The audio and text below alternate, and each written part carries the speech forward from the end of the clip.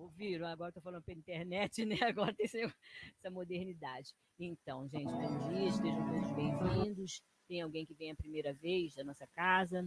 Se sinta acolhido, tá? Quem estiver chegando pela primeira vez. E nós temos alguns avisos aqui. Ah, sim.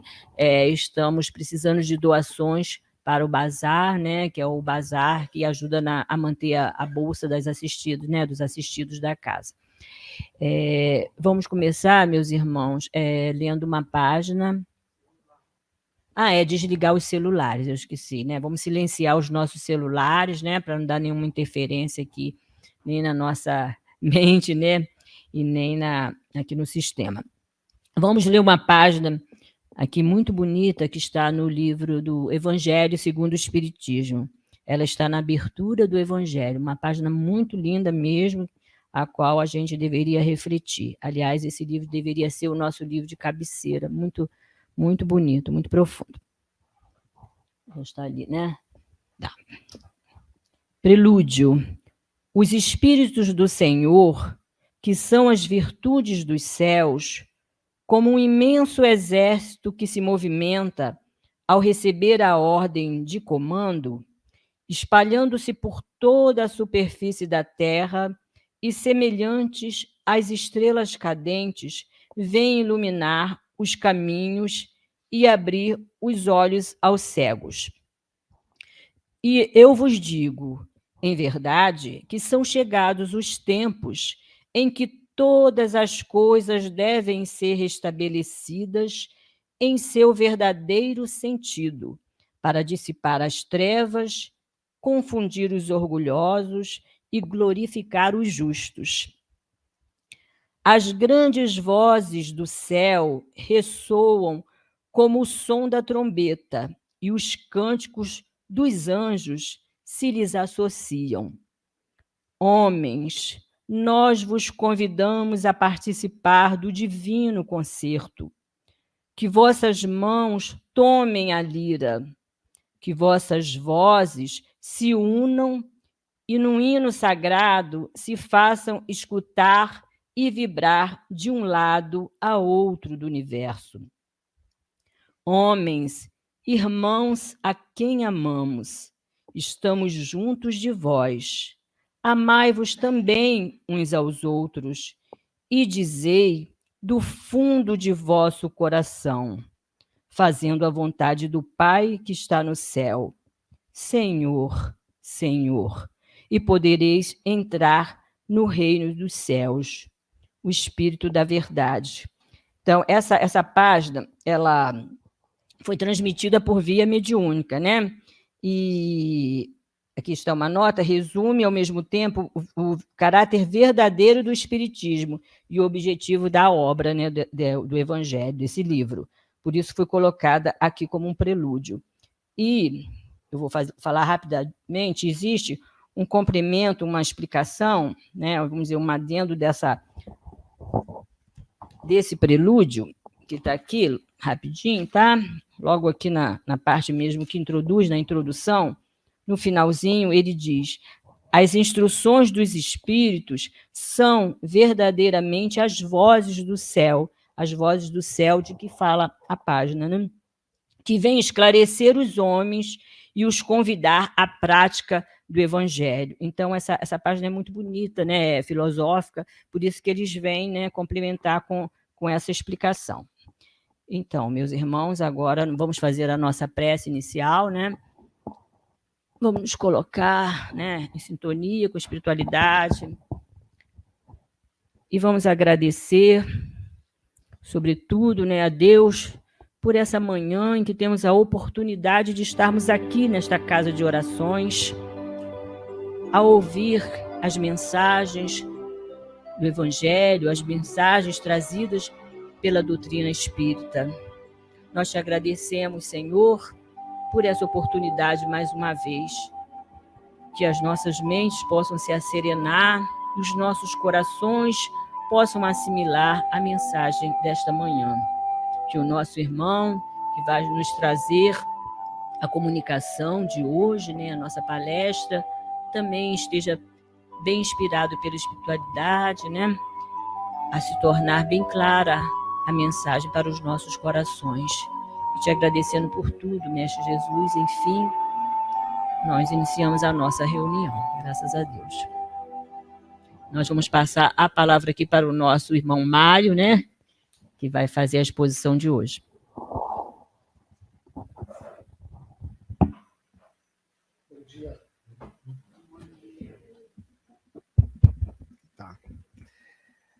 É um prazer estar aqui com vocês.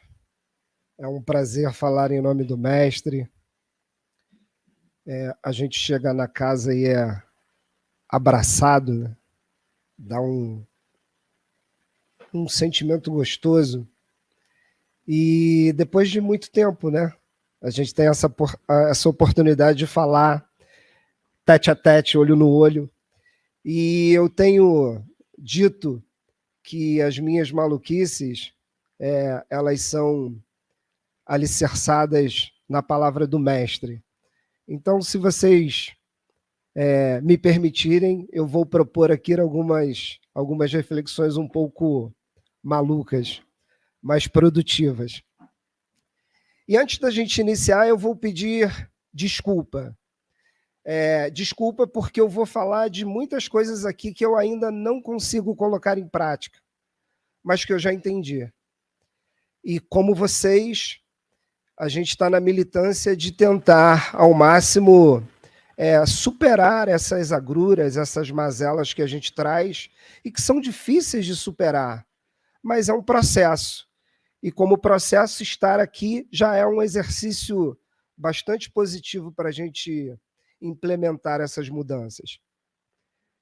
Estudando, né, a gente acaba sendo o primeiro a se beneficiar dessas informações tão fundamentais que a espiritualidade nos traz. E a segunda desculpa é dizer para vocês que eu vou repetir algumas coisas que eu tenho falado, e é de propósito, porque repetir essas coisas é tentar trazê-las para próximo do coração. Essa é a nossa ideia. Bom, eu vou começar a falar para vocês. Eu sou professor e sou um apaixonado pela palavra. A palavra media a relação do ser humano, né, com a existência. A palavra constrói, a palavra edifica, a palavra sublima, mas também a palavra lancina, a palavra corta, machuca. E a palavra está aí, através da palavra que a gente tem tentado se aproximar das verdades do Cristo. E pensando em palavra, eu trouxe umas brincadeirinhas para a gente começar a reflexão. Não é por acaso que esta palavra aqui, que vocês estão vendo, está em vermelho e preto. Eu não preciso falar muita coisa, né? Estou um pouco triste, mas a gente vai mudar. A gente vai mudar. Vinícius, tudo bem? Bom dia. Você sabe ler, filho? Graças a Deus. Você pode me dizer o que está escrito aqui? Jogo. Gente, parabéns, né? Ele sabe ler. Jogo. Legal. Graças a Deus. E a relação dos pais, mas tudo bem. Alguém discorda do Vinícius, que aqui está escrito jogo? Ninguém? Todo mundo? Então tá bom. O senhor acha? Tá bom. Aqui nós temos uma outra palavra. Mesma palavra, certo? É interessante, porque se nós colocarmos um artigo definido "o" diante dessas palavrinhas, é o jogo. Mas se nós colocarmos um pronome pessoal do caso reto, eu jogo. As palavras são sempre contextuais. Aliás, as palavras só ganham dimensão dentro do contexto. Puxar a sardinha, né? Tal. Aqui vocês têm uma outra palavrinha. Qual é? Colher. Como é que é? Alguém falou aí? Calma. Falou. O senhor divergiu, né? A gente tem aqui... Tem alguém com fome? Não, né? Porque rapidamente todos leram colher. Mas pode ser colher. Depende do contexto. Não preciso nem mostrar a outra, né? Que o senhor já acabou com a minha brincadeira. Eu vou... deu spoiler, né? Eu vou colocar aqui, pendurar aqui uma palavrinha. Será que daqui vocês conseguem ver? Não, dá para... Tá? Aqui assim, dá para... Deu? Todos conseguem?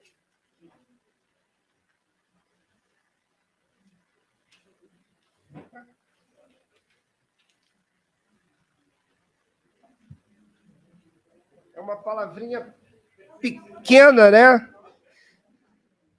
Uma palavrinha desafiadora.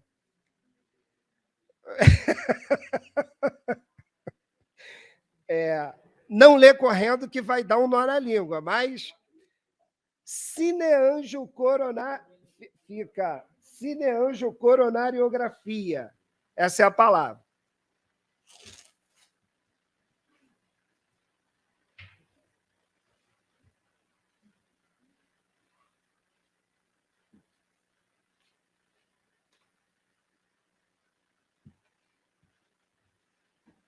Alguém arrisca?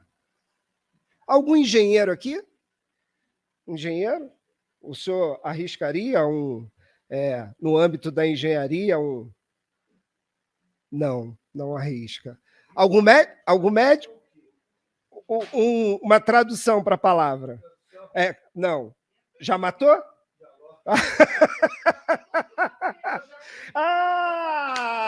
Poxa vida! Quebrou! Não, mas ele ainda não ajudou, não ajudou. Calma. Algum médico aqui? Algum professor? Algum filólogo?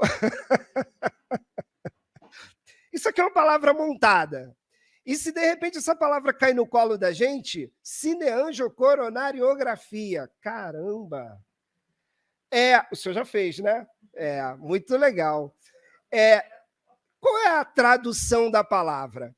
Eu não sei. Mas o interessante é que a palavra é forte, né? Mas se a gente for esquartejando a palavra, for quebrando em pequenos blocos, a gente mata o significado. Cine, lembra para a gente, cinema. Imagem. Legal. Anjo é aquilo que está relacionado ao coração.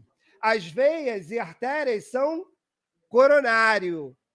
E grafia é escrita, registro. Então, como é que é o nome do senhor? Orlando? Então, o senhor Orlando não é Lero, né? Não. Orlando... A controvérsia. Não é bullying, tá? Saiu sem querer. Mas cineangiocoronariografia nada mais é do que cateterismo. Então, o que a gente tem? A gente tem a imagem das artérias, das veias coronarianas, né? Registradas num exame que pode ser uma intervenção cirúrgica. E o interessante é que a palavra está tão incorporada à nossa dinâmica de vida que a gente esquece da importância que a palavra tem. a gente menospreza, a gente banaliza. Entretanto, vou dar um exemplo simplório. Isso aqui é casaco, jaqueta, isso aqui é um rádio, isso aqui é um copo. Mas se eu chamasse isso aqui de relógio, ela de cabelo, a senhora aqui de óculos, nós não nos entenderíamos. A palavra é o código que tem referência no contexto, no nosso contexto. E nós nos construímos a partir das palavras. E aí eu trouxe para vocês a ideia da palavra enquanto arte. Primeira repetição. Há alguns anos atrás, falando aqui, eu trouxe um poema maravilhoso do Chico Buarque, que eu vou apresentar para vocês novamente. Quando seu moço nasceu, meu rebento, não era o momento dele rebentar. Já foi nascendo com cara de fome, eu não tinha nem nome para lhe dar. Como fui levando, não sei lhe explicar, fui assim levando ele a me levar. E na sua meninice, ele um dia me disse que chegava lá. E ele chega suado e veloz do batente, traz sempre um presente para me encabular. Tanta corrente de ouro, seu moço, que haja pescoço para eu enfiar. Me trouxe uma bolsa já com tudo dentro, chave, caderneta, terça e patuá. Um lenço e uma penca de documentos para, finalmente, eu me identificar.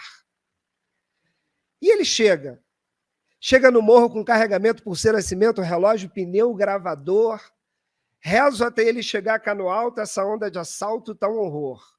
Eu consolo ele, ele me consola, boto ele no colo para ele me ninar. De repente acordo, olho para o lado e o danado já foi trabalhar. E ele chega estampado em manchete, com venda nos olhos, legenda e as iniciais. Eu não entendo essa gente, seu moço, fazendo alvoroço demais.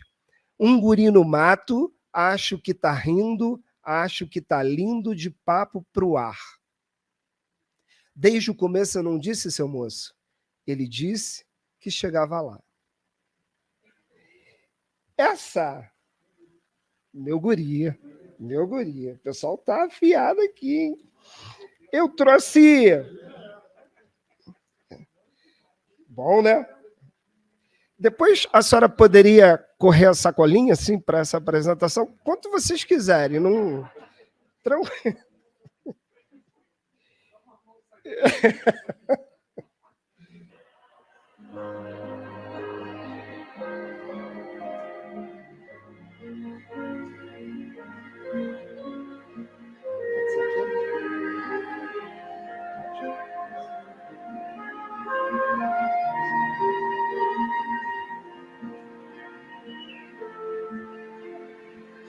Quando seu moço nasceu, meu rebento, não é o momento dele rebentar. Já foi nascendo com cara de fome, e eu não tinha nem nome pra lhe dar. Como fui levando, não sei explicar. Fui assim levando, ele a me levar. E na sua meninice, ele um dia me disse que chegava lá. Olha aí, olha aí, olha aí.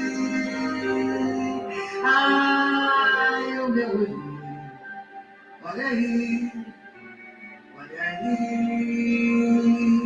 É o meu guri. E ele chega suave e veloz no batente, traz sempre um presente pra me encabular. Tanta corrente de ouro, seu moço, que haja pescoço pra enfiar. Me trouxe uma bolsa, já com tudo dentro, chave, caderneta, terça e patuá. Um lenço e uma penca de documentos pra finalmente eu me identificar. Olha aí, ai, eu me vi. Olha aí,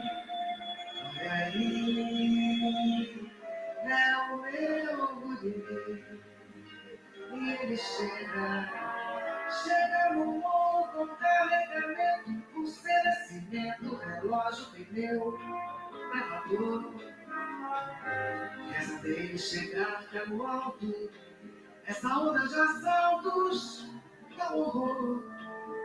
Eu consolo ele me consola, bota ele no colo pra ele me mirar. De repente acordo, olho pro lado, e o danado já foi trabalhar. Olha ali, olha ali, ai, olha ali, olha ali, é o meu guri. E ele chega estampado, mas sente retrato, com pelos olhos, legenda as felicidades. Pela essa gente, seu moço, fazendo horroroso demais. O boi no mato, acho que tá rindo, acho que tá abrindo de papo pro ar. Desde o começo não disse seu moço. Ele disse que chegava lá.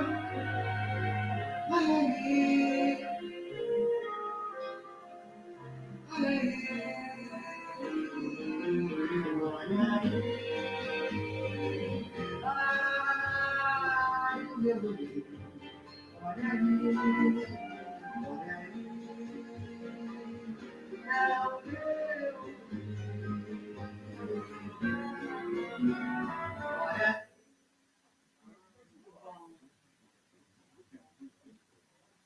Soltar que tá, hein?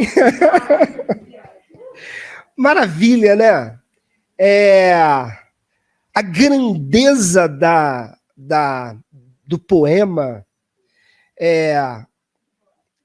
Eu vou dar uma aulinha para vocês rapidamente. Tá? Se a gente tivesse um texto narrativo, a gente teria um narrador contando a história. Só que a gente tem um poema, então a gente tem um eu lírico. É aquele que dá conta da informação. Quem dá conta da informação é a mãe, e essa gravação da Beth Carvalho é gigante, né? É sofrida, é arrastada. Essa mãe conta a história do filho, que é marginal. Mas ela não diz. Em que momento ela disse meu filho é marginal? Ela não diz. Ela não diz. É através do contexto que a gente vai tateando e encontrando esta informação.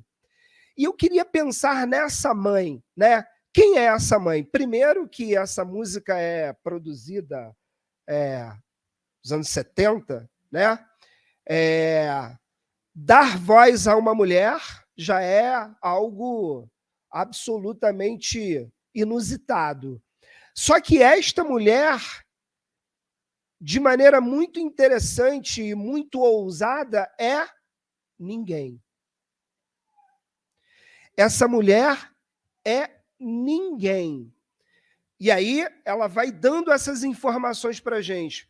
Quando seu moço somos nós, quem está ouvindo a música, né? Nasceu meu rebento, meu filho, não era o momento dele nascer, dele rebentar.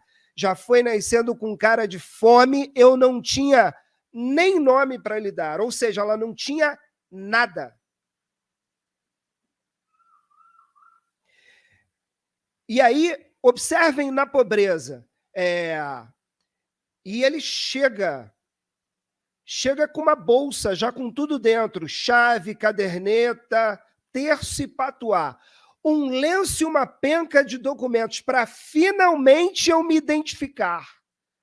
Se ela não tem documento, meus amigos, ela é quem? Ela é indigente. Ela é desprezada por esta sociedade que somos nós. E é esta mulher que diz, e é esta mulher que conta. E se a gente começar a perceber, a única coisa que ela entrega de maneira verdadeira para esse filho é amor. Mas o espiritismo, né, e a pedagogia já nos chama a atenção que só amor não basta. Eu preciso dar mais. Limite. Não é isso, Vinícius? Regra. Então, esse menino, a voz do agente é dele, ele decide. E esta mulher analfabeta, quando recebe a imagem do filho no jornal, e ele chega estampado em manchete, com venda nos olhos e as iniciais. É menor, está morto. E aí ela diz assim, ó, ironicamente, eu não entendo essa gente, seu moço, fazendo alvoroço demais, um guri no mato, acho que está rindo, acho que está lindo, de papo para o ar. Desde o começo, com o jornal na mão, desde o começo eu não disse, seu moço, ele disse que chegava lá, e ele chegou, porque ela não está lendo, porque ela não lê. E nós chegamos, então, no momento da palestra que vocês devem estar se perguntando o seguinte, caramba, a gente está numa palestra espírita e ele vai falar o quê de espiritismo? Estava pensando isso, não estava? Onde é que entra o evangelho nessa brincadeira?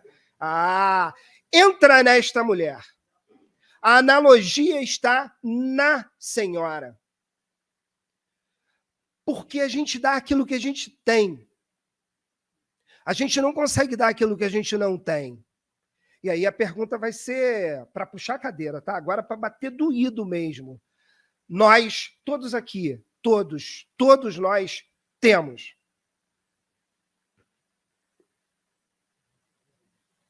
E o que a gente faz com isso, gente?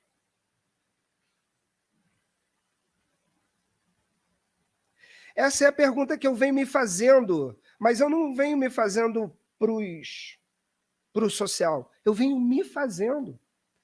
Por que eu ainda não consigo usar isso aqui de maneira mais efetiva na minha dinâmica de vida?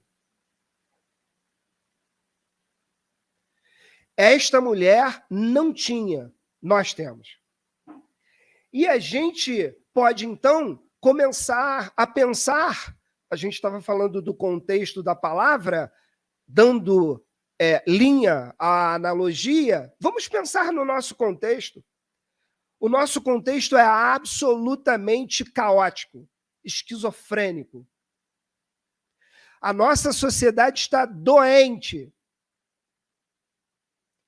Nós tivemos mais de 2 anos de pandemia, milhões de pessoas morrendo pelo mundo.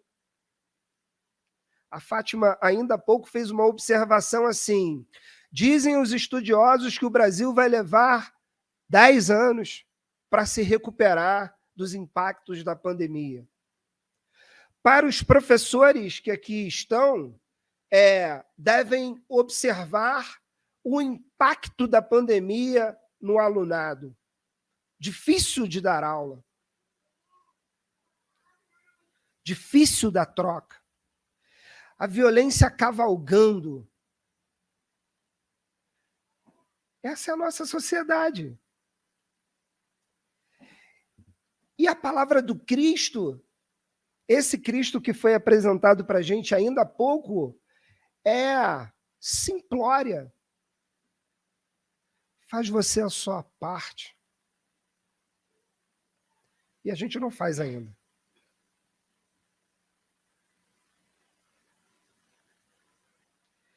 E aí eu lembrei de Paulo. Paulo tem, não me pergunte onde está, mas Paulo tem um pensamento que eu acho grandioso e sempre me intrigou. Sobre estas coisas estáis vós instruídos. Sobre estas coisas são as coisas do Cristo. São as coisas do Evangelho. Nós já estamos instruídos, nós sabemos. Esta informação nós já temos. E assim, eu na minha leitura boba, superficial, eu pensava assim, por que instruídos e não educados? Porque Paulo não era bobo, né? Porque educação, gente, é trazer a instrução para o coração. É aproximar essa informação e deixar que essa informação se traduza em atitude. Então, de maneira muito inteligente, Paulo diz: olha, isso aqui vocês já sabem, vocês estão instruídos. Agora, a educação é opção nossa, é decisão pessoal e intransferível. E aí, eu tive a ousadia de aproximar uma outra informação do Cristo. Quando Jesus nos diz o seguinte: conhecereis a verdade e ela vos libertará. Jesus, eu já conheci, mas estou preso aqui, tá difícil. Porque Jesus diz a mesma coisa que Paulo. Conhecereis a verdade não significa apenas esse conhecimento superficial. Significa trazer esta informação para o coração. Precisa ter intimidade com o ensinamento. E talvez a gente esteja pecando exatamente aí, nesta intimidade com essas coisas que o Cristo já nos ensinou, que Paulo e que tantos outros missionários trazem e insistentemente convidam a todos nós a termos posturas diferentes. Porque a gente sabe. Eu vou contar para vocês uma situação, duas, que eu vivi. Não sei se estou repetindo, se estiver, me perdoem, a idade está chegando. Eu frequento a casa de Eurípides, no Rio, e faço um trabalho de quentinha, né, de distribuição de comida na rua, há mais de 30 anos. E nós temos, todo primeiro sábado do mês, a responsabilidade de fazer esse trabalho. E teve um dia que a gente estava fazendo em casa, nós estávamos fazendo comida, era uma comida interessante, era dia de quentinha, e quando a comida ficou pronta, eu abri uma cerveja. Eu gosto de cerveja. Mas vou acertar, pode deixar, tá? Compromisso, já escrevi aqui, tá bom? Mas abri uma cerveja. E aí, a minha esposa, Alzira, virou para mim, sem brigar, isso é importante que seja observado, né? Sem aquela... né? Ela chegou para mim e falou assim, poxa, você... amorosamente, carinhosamente, ela falou assim, você vai abrir uma cerveja, mas é dia de quentinha. Aí eu, né? Super... palestrante não, querido. Tá vendo? Pega, taca na cabeça, mas tudo bem. Eu virei para ela e falei assim, que isso, uma cervejinha só, poxa. Faço esse trabalho há anos, pô. A espiritualidade nunca teve, né? Nunca tivemos nenhum problema na quentinha. Essa foi a resposta. E ela, no tom da sabedoria, sem dar ordem, sem bater, ela virou para mim e disse o seguinte, na internet, oi, Alzira, aqui, ela virou-se para mim e disse o seguinte, você só não sabe o trabalho que você dá para a espiritualidade. Acabou ali, gente. Porque é entendimento. Quando ela disse isso, assim, você só desconsiderou o trabalho, nunca teve nenhum problema, mas a espiritualidade está aí trabalhando muito, muito mais do que deveria por sua causa. E isso eu nunca tinha pensado. Eu continuo bebendo cerveja, mas nunca mais bebi em dia de quentinha. Nem em dia que eu vou fazer a palestra, o Zini não deixa. Eu ia trazer uma garrafinha de vinho, ela não, água, porque a água é... É isso! O que a gente precisa é aproximar, porque quando aprendizado é mudança de atitude. Você só indica que você aprendeu quando você faz.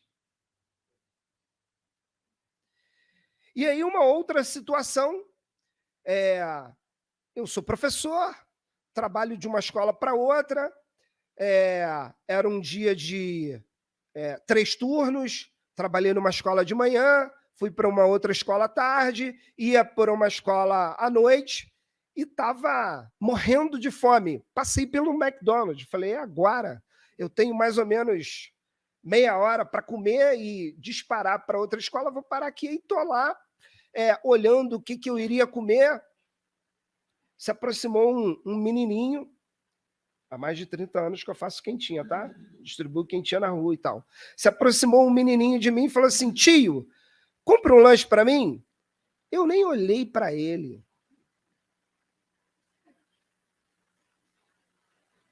Vocês entenderam o que eu disse? Eu nem olhei para ele, eu disse assim, beleza, deixa eu só me resolver aqui, daqui um pouco eu compro para você. E fiz o meu pedido, mas assim, aí é eu comigo mesmo, né? Eu na minha consciência, destruído, e pensando assim, Mário, por que você não chamou o moleque para comer com você, não comprou o sanduba de R$30? E bate um papo com ele, pergunta para ele por que ele está aqui. Nada. E aí eu comi o meu lanche envergonhado, mas assim, a espiritualidade estava ali me dando moca, né? Desgraçado, você precisa entender que não é por aí. E aí, assim, eu me resolvi, levantei e falei assim, agora eu vou pagar para ele. Já tinha perdido a oportunidade, né? Mas vou pagar para ele. E ele sumiu. Não estava mais ali. Então você pega 30 anos de distribuição de quentinhas e joga no lixo, porque o que eu aprendi na distribuição da quentinha? Quando, de repente, um moleque se aproxima de mim com fome e faltava dinheiro? Não. Sabe o que faltou, gente? Sensibilidade cristã. Só isso. Só isso. E aí a gente vai perdendo oportunidade. E aí eu vou repetir para vocês. O mundo é uma construção nossa. Agora eu vou fazer uma pergunta fácil, né? Tá na moda nas casas espíritas, né? A gente entra na internet, discussões homéricas sobre a mudança do planeta de provas e expiações para planeta de regeneração, né? Tá na moda falar disso, né? É um barato, né? Já começou? O pessoal tá vindo, o pessoal tá indo e tal, e eu fico pensando, caramba, é muito bom, né? Mas, efetivamente, o planeta Terra só vai se transformar em planeta de regeneração quando nós nos regenerarmos. E o que a gente faz? O que a gente faz nessa regeneração? Nada. A gente espera. E aí, Fátima, essa é para você, tá? Good times. Cadê? Vamos ver se a gente... Ai, velho.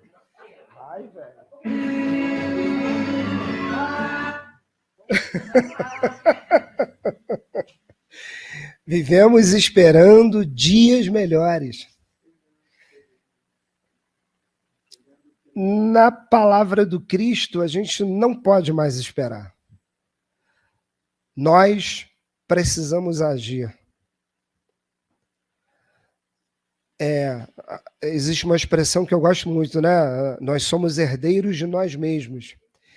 E pensar esse ensinamento, né? Essa sentença, na proposta do Cristo, no sentido de que a construção do futuro começa agora, hoje, neste momento, e na palavra do Cristo, na vivência, nos ensinamentos do Cristo, é interessante a gente observar que não importa mais o passado. Importa de agora para diante. Então, o convite é feito insistentemente, todos os dias, a todo momento, para que façamos o melhor que pudermos hoje. E se vocês pensarem direitinho e analisarem o Evangelho, por exemplo, vocês vão observar uma coisa que eu descobri e que é muito legal. é que a gente tem a sensação de que nós vamos mudar o mundo, né? Cristo não mudou o mundo. Impactou de forma sem precedente, mas não mudou. Sabe por quê? Porque todos nós temos livre-arbítrio. Porque todos nós somos responsáveis pelo nosso caminhar. O que o Cristo fez foi nos trazer a informação, o mapa, para seguirmos mais rápido na direção do Pai. Mas Cristo quer que a gente mude o nosso mundo. A reforma é pessoal, é íntima. E para isso ele não mandou recado, não tem preposto. Ele faz. Ele se rebaixa para aqui, tete a tete, olho no olho, dizer para a gente, olha, vocês só têm esse caminho. Amor. Caridade. Faça aos outros aquilo que você gostaria que os outros fizessem a você. O limite não está em mim, o limite está no outro, naquele que ombreia comigo, que está ao meu lado. Essa é a proposta. E olha que coisa interessante, os ensinamentos são simplórios. Fazer aos outros aquilo que a gente gostaria que os outros fizessem a nós é muito simples. Mas é tão simples, tão simples, tão simples que a gente não consegue. Se alguém perguntasse para mim olha só, qual é o segredo da felicidade? Está aqui, está dito, é isso. Mas a gente não consegue. E aí, a gente pensa nesse Cristo. Esse Cristo que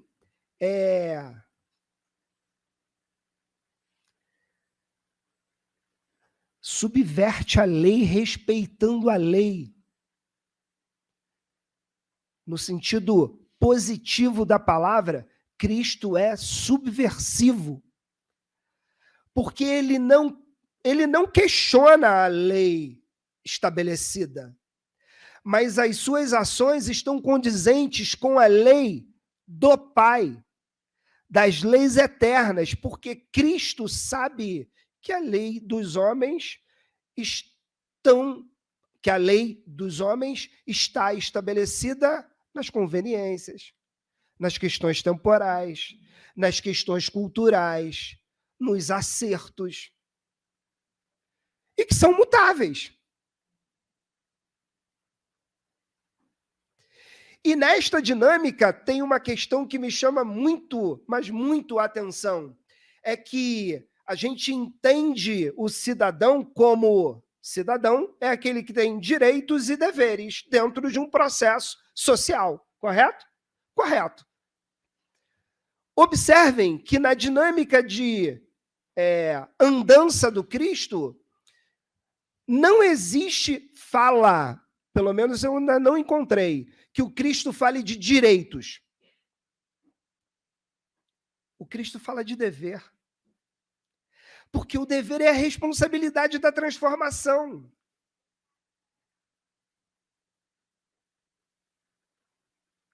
E nós ainda não entendemos isso. Conhecereis a verdade e ela vos libertará. Conhecer a verdade, meus amigos, é colocar a informação dentro do coração.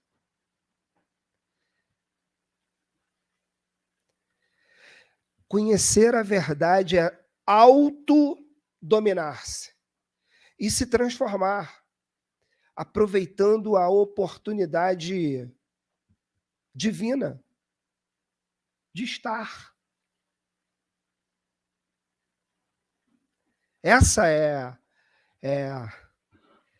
Esse é o achado. E eu não estou dizendo aqui que é fácil, não. Não é fácil. Por isso eu pedi desculpas a vocês. Porque mesmo entendendo isso, racionalmente eu já sei. Emocionalmente eu não consigo ainda. Mas a gente precisa estar disponível para essa busca. para mais à frente nós nos depararmos com uma reflexão de Paulo que é profunda. Já não sou eu quem vive, mas é o Cristo quem vive em mim. O que é isso? Todos aqui devem ou já ter estudado ou já ter ouvido, né? Saulo, o doutor da lei, persegue o Cristo com todas as forças. E na estrada de Damasco, ele encontra o Cristo e percebe o equívoco. E essa percepção é tão grandiosa porque Saulo é um espírito preparado. Ele tinha a informação e ele não entendia o Cristo. Mas quando ele começa a entender o Cristo, ele se transforma. É muito bonito isso. Ele sai de cena, muda o nome e abraça o Cristo com todas as forças. E é tão interessante que Paulo, né, depois de Saulo, Paulo, andarilho, andando pelo mundo para levar a palavra do Cristo, num determinado momento entende que só isso não basta. E ele começa a escrever e mandar as cartas para tudo quanto é lugar. Por quê? Porque a ideia é disseminar a palavra do mestre. Porque ele entendeu. E aí, Paulo só consegue dizer, já não sou eu quem vive, mas é o Cristo que vive em mim, porque ele pegou a instrução e fez essa instrução migrar para o coração. O que eu estou dividindo com vocês aqui, que é um convite pessoal, é meu, de mim para mim mesmo, é que a gente faça um esforço. Só isso. O Cristo espera que façamos um esforço para colocar essas informações em prática. Se nós fizermos um esforço, a gente vai se aproximar mais da ideia de poder dizer um dia, já não sou eu quem vive, mas é o Cristo que vive em mim. E não está no outro. Essa responsabilidade, eu vou usar, repetindo uma expressão que eu gosto, é pessoal e intransferível. Façamos nós. Já. Não temos mais tempo para jogar no lixo. O que a gente precisa é atacar essa informação de maneira a colocá-la vibrante nos nossos processos. E que seja honesto. É isso que o Cristo espera. Não é que transformemos o mundo, é que transformemos o nosso mundo. É que sejamos referência. É que façamos diferente para fazermos diferença. Esse é o nosso desafio. E para fechar, mais uma, em homenagem a Fátima, Good Times. Eu adoro Jota Quest, adoro. E eu acho assim, tão interessante você fazer sucesso produzindo coisa boa. E quando eu digo isso em sala de aula, é tão interessante você fazer sucesso sendo jovem e falando coisa boa para jovem. E aí a gente tem preciosidades como essa aqui, que o meu amigo, por essa manhã maravilhosa, daqui só se leva o amor. Então, muito obrigado. Que construamos esse amor em nossas vidas. Porque o título do nosso encontro é Jesus espera reticências. E habilitar-se para essa espera é decisão interior de cada um de nós. A espiritualidade amiga está aí nos auxiliando, a informação a gente tem, a única coisa que nos falta é vontade, é querer. que façamos. Que Papai do Céu esteja conosco. Obrigado.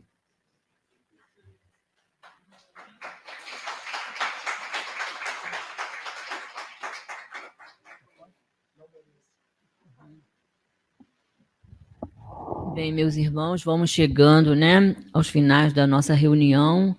Eu quero lembrar novamente, né, que o Bazar precisa de doações, tá, para ajudar na bolsa das assistidas, as bolsas que são feitas, né, mensalmente. Temos um pequeno aviso também aqui para os trabalhadores da casa não se retirarem, né, após o final da reunião, que vai ter uma reunião de trabalhadores, uma assembleia geral, tá? E a gente precisa da presença de todos. Bem, meus irmãos, nós vamos também passar ao trabalho de passes depois. Quem não silenciou os celulares, não esqueça de silenciar. Aqueles que não querem tomar o passe ou que não podem, questão de horário, podem se retirar silenciosamente, tá? Né? Vamos fazer a nossa prece final antes, tá? E os trabalhadores da casa, os médios, né, vão se dirigir depois para o espaço, para a aplicação do espaço, começando do meu lado contrário aqui, pelo lado direito, né? De direito para o esquerdo, tá? Do lado de vocês que estão sentados. Então, meus irmãos, nós agradecemos a presença de vocês todos. Vamos fazer a nossa prece final.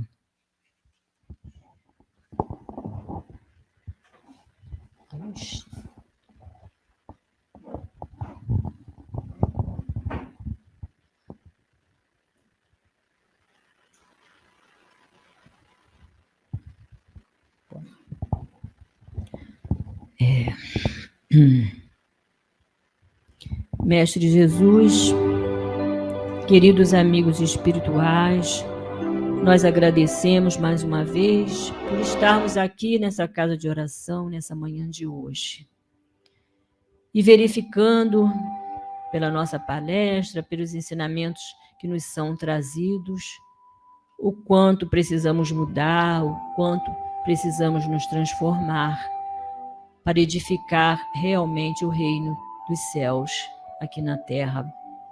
Como foi dito no prelúdio, né, que é um prelúdio, é uma oração, no livro do Evangelho segundo o Espiritismo, quando ele diz: as vozes dos céus ressoam.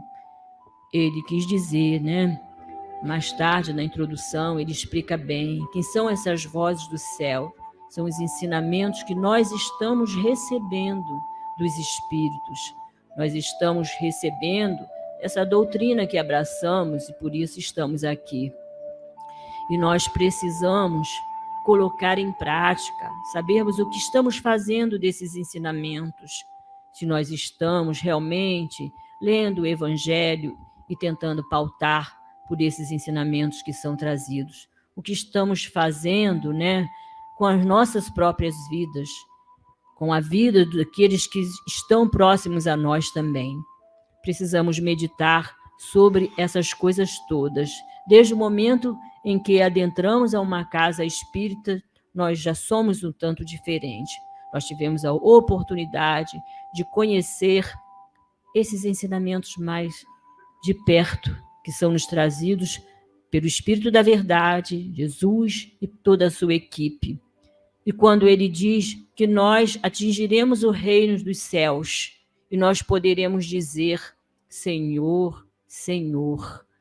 Mais o que ele quis dizer com Senhor, Senhor, que nós compreendemos que o Senhor está sempre conosco, mas nós precisamos chegar a um ponto de evolução para que possamos dizer também: Senhor, nós também estamos agora convosco. Então, meus irmãos, nós precisamos nos pautar pelo Evangelho de Jesus, modificarmos o rumo das nossas vidas, ver realmente o que estamos fazendo de verdadeiro, como estamos levando a vida, estamos ligados nas futilidades banais que o tempo carrega, ou estamos pautando a nossa vida em direção ao futuro, ao nosso processo evolutivo. Nós agradecemos a todos os amigos espirituais que vem nos trazer todas essas mensagens esclarecedoras, para que possamos entender finalmente, como ele também disse na página, estão chegados os tempos em que possamos compreender melhor as coisas nos são trazidas, os ensinamentos de maneira tão fácil, tão sutil, para que nós possamos assimilar da melhor maneira e pôr em prática. Enfim, nós te agradecemos, Senhor, e pedimos por todos nós que ainda nos encontramos perdidos na trajetória. Nós pedimos por nossos irmãos que ainda se permitem fazer a guerra pelo egoísmo, pela ambição. Nós pedimos, Senhor, por misericórdia, mais uma vez. Perdoa-nos, Senhor. Olha por todos nós. Infunde no nosso coração o verdadeiro amor pelo nosso planeta. E assim nós encerramos mais uma vez a nossa reunião, passaremos ao nosso trabalho de paz. Graças a Deus.